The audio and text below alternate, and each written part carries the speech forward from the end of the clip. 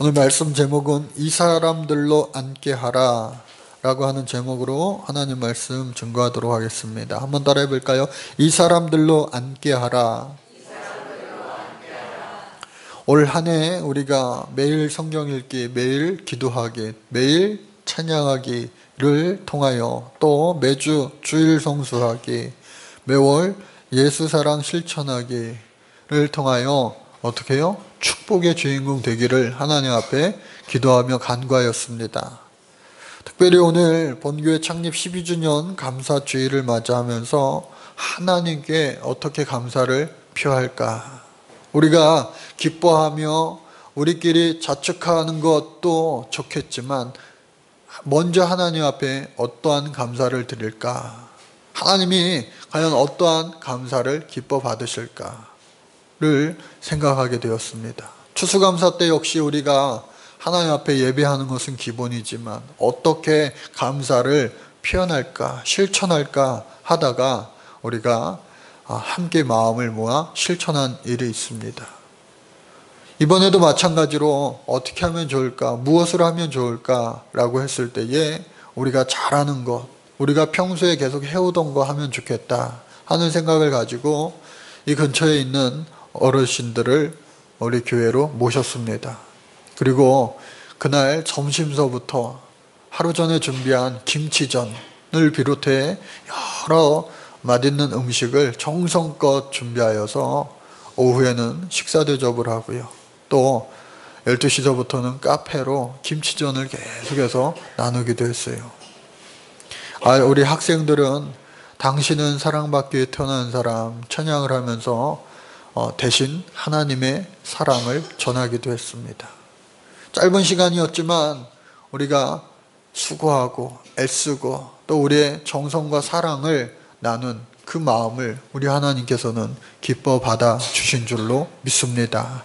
그리고 그들에게, 그곳에 다녀간 모든 이들에게 예수님 사랑이 흘러 넘치게 된 줄로 믿습니다. 오늘 성경은요, 누구나 대부분 좋아하는 먹는 이야기가 나옵니다.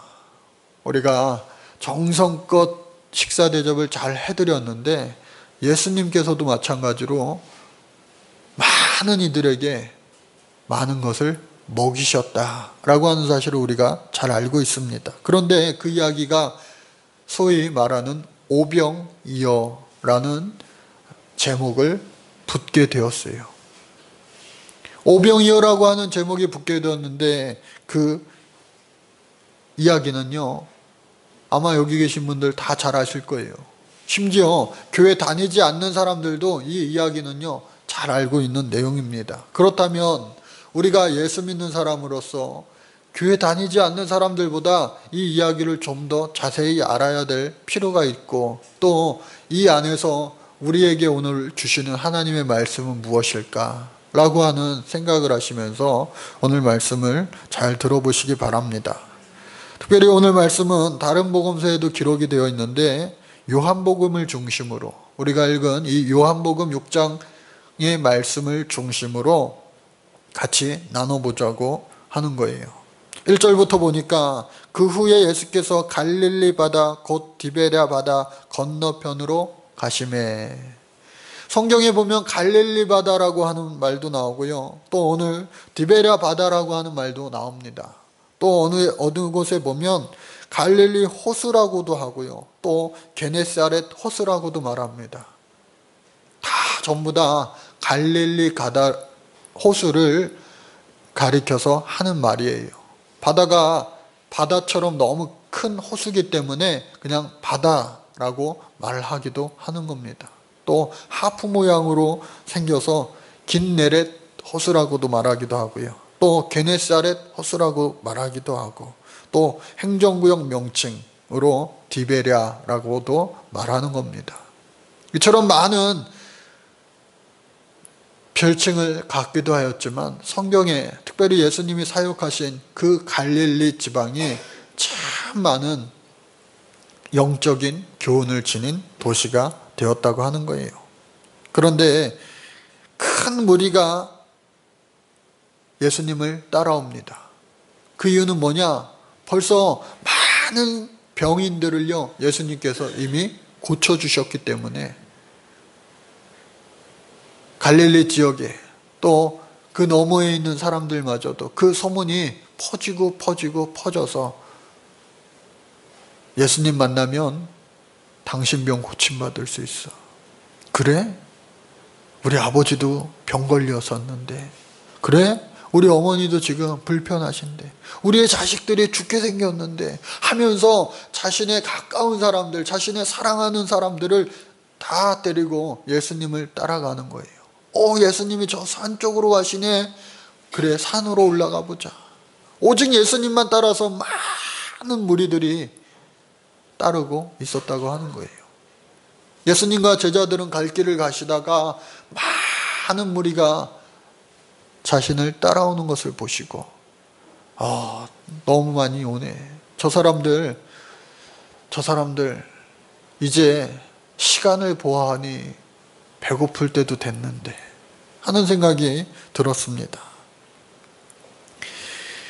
이 성경을 보면은 표적이라고 하는 말이 나옵니다. 이적과 표적을 우리가 좀 구분하면 좋겠는데요. 이적은요, 상식적이고 이성적으로 설명할 수 없는 초자연적인 사건, 초이성적인 사건, 그 일 자체에 중심을 두는가 반면에 표적이라고 하는 것은요, 사인, 초자연적인 능력에 의해서 외부로 나타나는 현상을 말하는 거예요. 표적이라는 말도 쓰고요. 이 표적은 이적을 실현하는 자의 신분과 그 이적이 뜻하는 바를 밝히는 데 목적이 있는 거예요. 그러니까 일 자체를 보면 이적, 그리고 그 일을 통하여 드러나는 분, 그리고 그 일을 행하신 분의 목적, 그것은 바로 표적이다라고 하는 말을 쓰는 겁니다. 그래서 비슷하면서도 약간의 차이가 있으면 우리가 알면 좋겠어요. 계속해서 말씀을 이어서 보니까요, 이미 표적을 많이 보한 거예요. 그 표적 때문에 많은 사람들이 어떻게 해요? 내 병도 나았으면 좋겠는데 하면서 예수님을 따라오는데, 예수님이요, 제자들과 함께 이제 산 가운데 앉으셨습니다. 이렇게 내려다보니까 정말 많아요. 구름대처럼 모여들었어요. 근데 그때는 언제냐? 유대인의 명절, 유월절이 가까웠습니다. 여러분, 명절 때가 되면요, 사람들의 마음이 넓어집니다. 그리고요, 여유로워져요. 그리고 먹거리도 넘치기 마련이에요. 여러 민족, 각각의 나라들마다 이 고유의 음식을 해먹기도 하잖아요. 우리도 마찬가지고. 근데 그 많은 무리가 자신을 따라온 것을 보시고 예수님께서 빌립에게 묻습니다. 왜 하필이면 빌립이었을까? Why 빌립? 많은 제자들이 있었습니다. 12제자들이 있었어요. 그런데 빌립에게 물은 까닭은 아마도 생각해보면 베드로, 야고보, 요한, 안드레, 그리고 누구요? 빌립. 이들의 고향이 바로 갈릴리 지방 벳세다였다라고 하는 거예요. 그러니까 그 지역의 정보를 잘 아는, 그 지역의 지리를 잘 아는 이 빌립에게 물어서 이 빌립이 먹을 것을 빨리 사갖고 올 수 있도록, 아니면 주문 배달할 수 있도록 이렇게 물으셨을까요? 아니에요. 다른 성경에서 계속해서 주목되는 이들은 베드로, 야고보, 요한이에요. 그런데 사뭇 빌립에게 예수님께서 물으셨다라고 하는 거예요.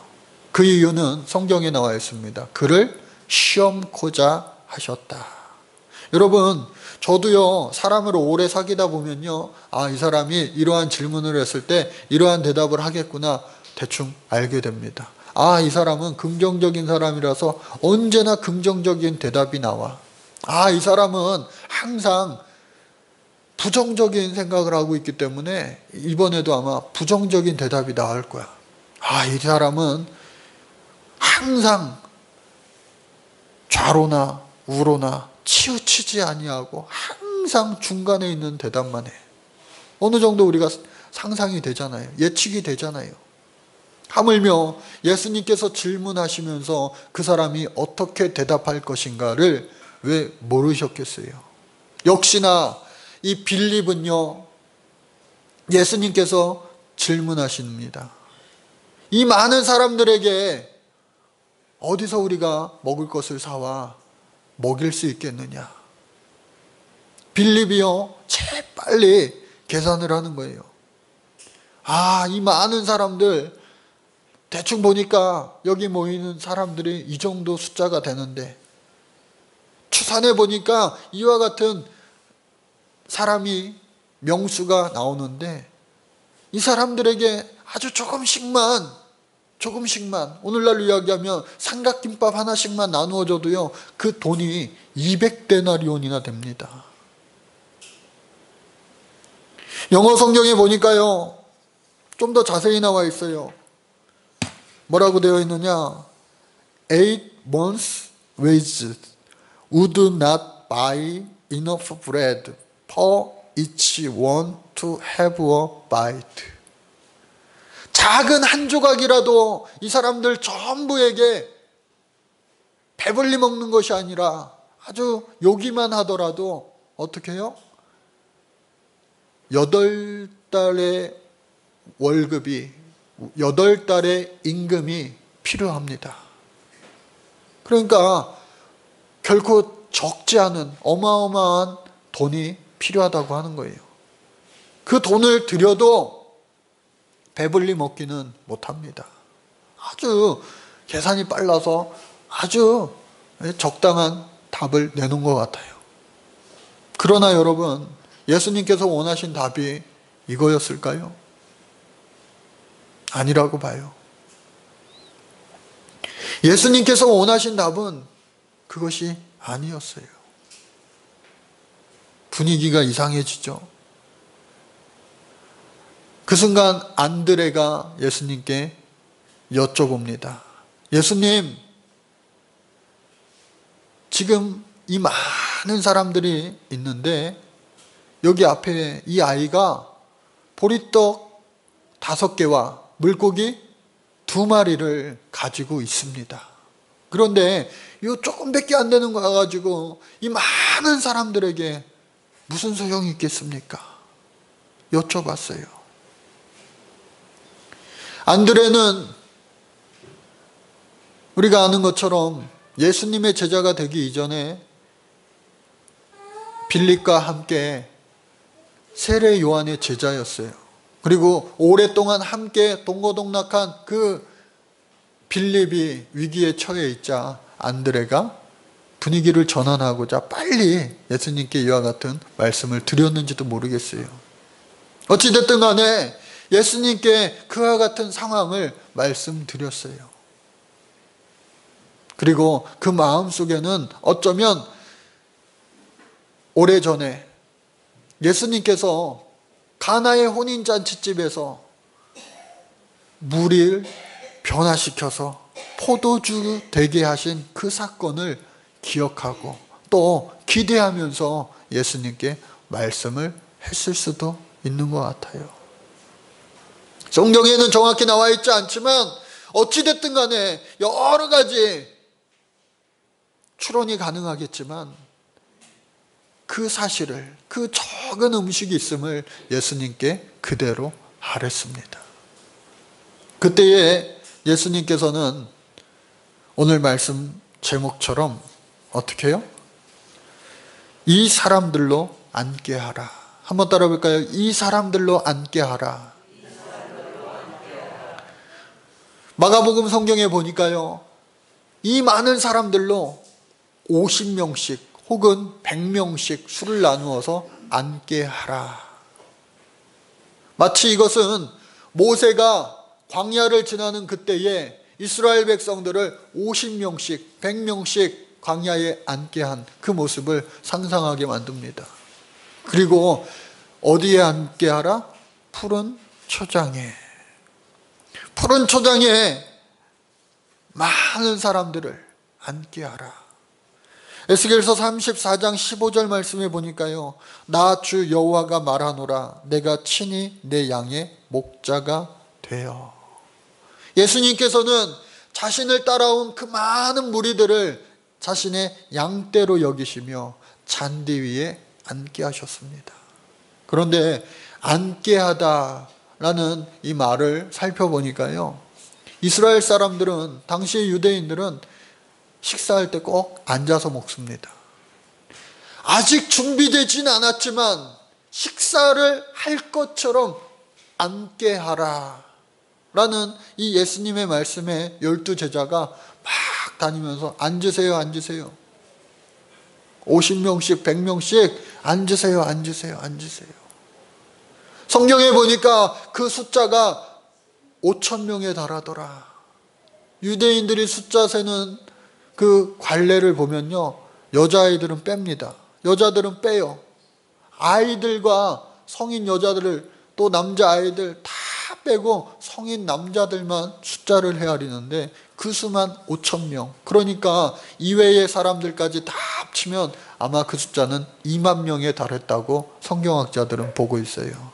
그 많은 사람들을 다 앉게 한 거예요. 이제 식사할 준비가 다 되었는데 예수님께서는 그때 보리떡 5개를 드시는 거예요. 하늘 높이 드시고 축사하십니다. 그리고 그것을 나누어 줘라. 그리고 작은 물고기 2마리 마찬가지로 손 위로 드시고 축사하시는 거예요. 그리고 나누어 줘라. 그런데 이게 웬일이에요? 보리떡 5개, 그리고 물고기 2마리. 당시에도요, 보리떡 말고 밀떡이 있었습니다. 밀로 만든 이 빵이 있었어요. 그것은 부드러워서 목에 잘 넘어간다고 그래요. 요즘에도 우리가 밀가루로 만든 빵을 먹는데, 이 보리로 만든 빵은요, 이게 까칠까칠해가지고 목으로 넘기기가 참 쉽지 않아서 당시에도 좀 가난한 사람들은 밀떡을 못 사 먹고 보리떡을 먹었다고 그래요. 그런데 그 보리떡을 먹기 위해서는 그 까칠까칠한 목 넘김을 해소하기 위해서 먹는 것이 바로 이 작은 물고기였다고 그래요. 그러니까 성경에 나와 있는 물고기, 오늘날 우리가 생각하는 날생선, 초밥을 생각하시면 안 돼요. 스시 밥을 생각하시면 안 돼요. 이것은요, 약간 소금기 있는 염장을 했거나 혹은 이미 구워온 그런 물고기. 즉 보리떡이 밥의 역할을 하고요, 또 이 물고기는 반찬의 역할을 하는 겁니다. 아주 소박한 도시락 하나가 된 거예요. 그 작은 음식으로, 그 적은 음식으로 도대체 이 많은 사람들을 어떻게 먹였을까? 예수님께서 어떻게 해요? 축사하심으로. 또한 그 축사하기 이전에 많은 사람들이 제자들을 통하여 순종함으로 말미암아. 저는 오늘 말씀의 핵심이 여기 있다고 보는 겁니다. 이 사람들을 앉게 하라라고 했을 때에 준비되지 않았는데, 먹을 것이 없는데 앉혀봤자 뭐 할까? 순종하지 않았다면 오병이어의 기적은 어쩌면 없었을 거예요. 그러나 그럼에도 불구하고 상황은 여전히 먹을 것이 풍성하지 않고 여전히 오병이어 아주 지극히 적은 음식일지라도 주님께서 말씀하시니 내가 순종합니다 하면서 많은 사람들을 다 예수님 말씀대로 앉게 하였을 때에, 그리고 예수님께서 그곳에 축사하셨을 때에, 오늘 우리가 누구나 다 알고 있는 오병이어의 기적은 나타나게 된 줄로 믿습니다. 이와 같이 저와 여러분들도요, 우리의 상황이 비록 힘들고 어렵고 안 될 것 같은 상황을 만난다 할지라도 빌립처럼 아, 이거 막 계산해 보니까 도저히 안 되겠는데요. 예수님 그 대답을 원치 않으세요. 비록 물고기 2마리와 보리떡 5개밖에 없는 그 초라한 우리의 현실의 모습일지라도 그것을 주님 앞에 여쭈어 볼 때에, 그래, 너 가진 것이 그거밖에 없구나. 그래, 네 가진 환경이 그 모습이구나. 있는 모습 그대로 주님 앞에 아뢰을 때에 우리 주님은 그 모습 그대로 축사하시어 놀랍게 우리를 사용해 주실 줄로 믿습니다. 그래서 여러분, 빌립의 신앙을 뛰어넘어, 세상의 사람들의 생각을 뛰어넘어 안드레의 신앙, 안드레의 기도, 안드레의 간구가 있기를 주의 이름으로 간절히 축복합니다. 마지막으로 우리가 오늘 본문 말씀을 통해서 한 가지 더 알 수 있는 소중한 교훈은 뭐냐? 그 행하신 표적을 보고 사람들이요, 이야, 역시 예수님이다. 역시 예수님이야. 배불리 먹고도 12광주리가 남았네. 야, 예수님 따라다니면 이제 항상 배불리 먹을 수 있겠다. 굶주리지 않을 수 있겠다 하면서 예수님을 어떻게 해요? 자신의 임금 삼으려 했다라고 하는 거예요. 그런데 성경을 자세히 보니까 예수님을 임금 삼는데, 왕 삼으려고 하는데, 예수님의 말에 순종하는 참다운 하나님의 백성이 된다는 그런 좋은 뜻이 아니라 어떻게 해요? 억지로 왕 삼으려고 했다. 임금 삼으렸다라고 하는 거예요. 어떻게 해요? 억지로. 우리가 신앙생활 할 때에 하나님의 뜻에 순종하면서 신앙생활 하시기를 주의 이름으로 축복합니다. 하나님의 뜻이 아니라 내 뜻대로 하나님을 끼워 맞추는 신앙 되면 안 된다고 하는 거예요. 당시에 이스라엘 백성들이, 당시에 이 유대인들이 예수님의 행하신 일을 보고, 아, 예수님이면 이제 우리나라 이스라엘이 저 로마로부터 해방될 수 있겠구나. 아니, 로마 이상으로 더 많은 나라들을 우리가 식민지 삼을 수 있겠구나 하면서 예수님을 세상의 왕으로 만들려고 했다고 하는 거예요. 예수님께서 그들의 마음을 보시고 홀로 산으로 가셨다. 오늘도 마찬가지입니다. 우리 교회가 하나님 원하시는, 하나님 정말 기뻐하시는 교회가 앞으로 더욱더 되어야 할 줄로 믿습니다. 그때 하나님께서요, 우리와 함께 하시고 또 우리의 모든 기도와 간구에 응답하여 주시고 또 그 이상으로 하나님 예비하신 놀라운 축복을 우리에게 베풀어 주실 줄로 믿습니다. 하나님 원하시는 교회가 되어야 돼요. 우리가 원하는 하나님, 억지로 예수님을 우리 마음에, 우리 생각에 끼워 맞추려고 한다면 자칫 잘못하다간 하나님이, 우리 예수님이 떠나시고 만다고 하는 사실 우리가 기억해야 될 줄로 믿습니다. 때문에 우리는 어떻게 해요? 주님 앞에 늘 말씀과 기도로 깨어있어 주님 원하시는, 주님 기뻐하시는 교회가 앞으로 더욱더욱 되어야 할 줄로 믿습니다. 그때 하나님께서 더하여 주시는 놀라운 축복과 은혜가 넘치게 될 줄로 믿습니다. 하나님 감사합니다. 이 사람들로 앉게 하라. 믿음의 순종이 우리에게도 있게 하여 주옵소서. 그때 축사하시는, 그래서 배불리 먹이기도 남으시는 하나님의 놀라운 축복을 앞으로도 많이 경험하며 살게 하여 주옵소서. 예수님의 이름으로 기도드립니다. 아멘.